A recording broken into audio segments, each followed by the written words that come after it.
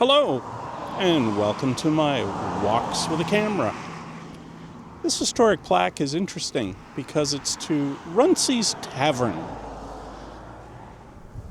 Who was Runchey, you might ask? Well, he was a captain in the Lincoln Militia during the War of 1812, and he had a tavern that was here which was damaged in a fire in 1971. Captain Runchey is also known for commanding a company of black troops during the War of 1812. Now, he had served previously during the American Revolutionary War as a loyalist soldier.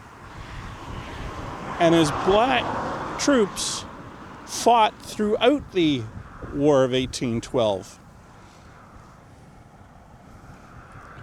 In 1813, they went from being soldiers and part of the Lincoln Militia to being sappers and attached to the British Engineering Corps.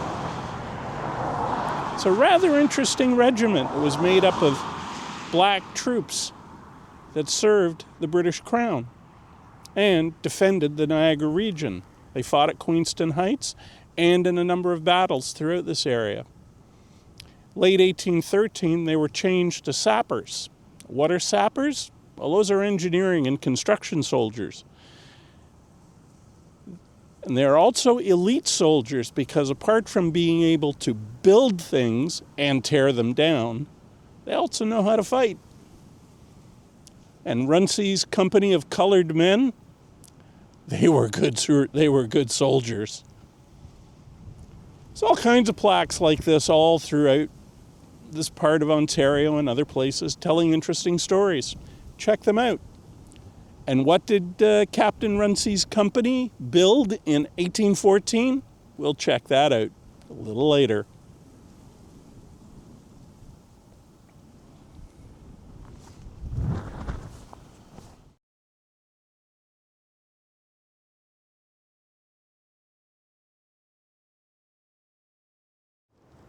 So, what did Captain Runchey's company of colored men and later Captain Runchey's company of sappers build in 1814?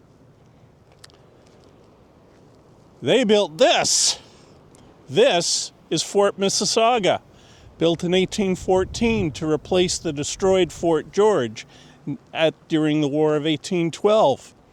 This fort was specifically built for two purposes. One, to control the mouth of the Niagara River, and two, its guns looked directly into the throat of Fort Niagara, which the British knew by 1814 they would be returning to the United States.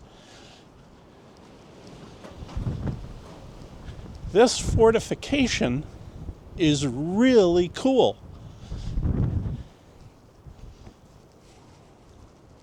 But this fort is what Captain Runchey's company of colored men and later Captain Runchey's company of sappers built under the direction of British engineers. At one time on this wall of the fort, just below it, there was a mortar battery to cover the entrance to the Niagara River and the lake and to threaten Fort Niagara. The British also placed a 32-pounder long gun on the roof of this blockhouse. It's really cool. Very neat historic site, and it's in Niagara-on-the-Lake. And the fort itself is in the middle of a golf course. You can walk through the golf course to come to visit the fort. It has a great view of the lake, and I'll show you Fort Niagara, which was originally built by the French in 1665, and the French castle, which is built out of stone, was built in 1727.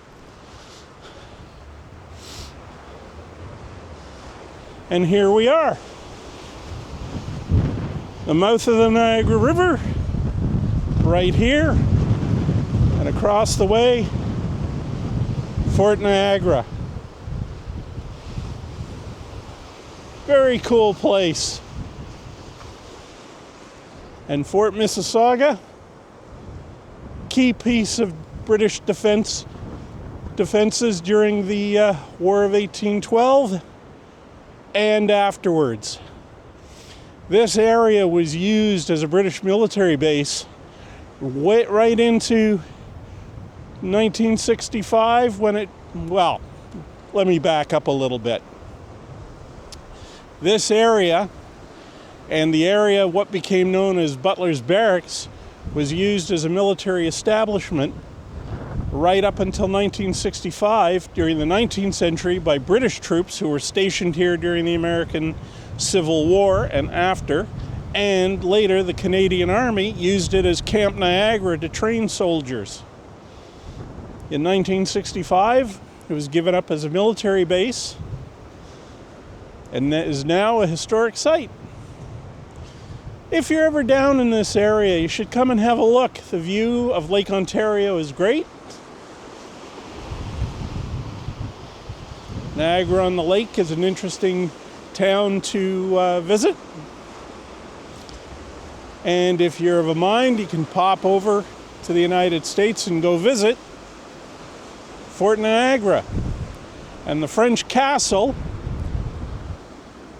just over there.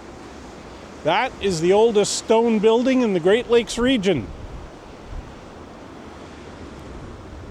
Very cool.